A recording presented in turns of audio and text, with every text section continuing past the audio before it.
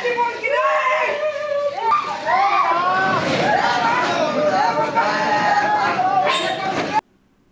KTM bike दुर्घटना रे एकाथरके जाइछि 2 जण युवकंकर जीवन आउ अन्य जने गुरुतर युवक को मेडिकल रे भर्ती करा जाइथबा बेले तांक अवस्था अति संकटापन्न रहिछि।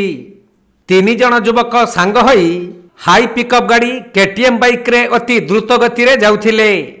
तेबे अति द्रुत गति रे थिबा बाइक टी भारसाम्य हराइबारु बाइक चलाउथबा युवक नियंत्रण हराई रास्ता पार्श्व रे थिबा एक गछ को खूब जोर रे धक्का देइथिले।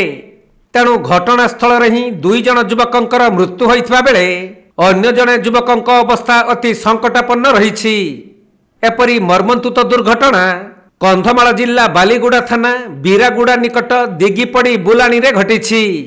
पर स्थानीय लोक माने समस्तंकु उद्धार करी एक पिकअप जुगे बालीगुड़ा डाक्तरखाना रे आसी पहुंचिबा परे सेठारे अति शोकाकुल परिवेश सृष्टि होइथिला।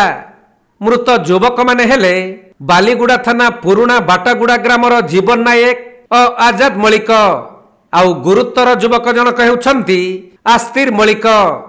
बालीगुड़ा थाना पुलिस घटनास्थल रे पहुंची तदंत करुथुवा बेले गुरुतर युवकंकु बालीगुड़ा डाक्तरखाना रे प्राथमिक चिकित्सा करा जाई पुणी फुलबाणी जिला डाक्तरखाना को स्थानांतरित करा जाईछि।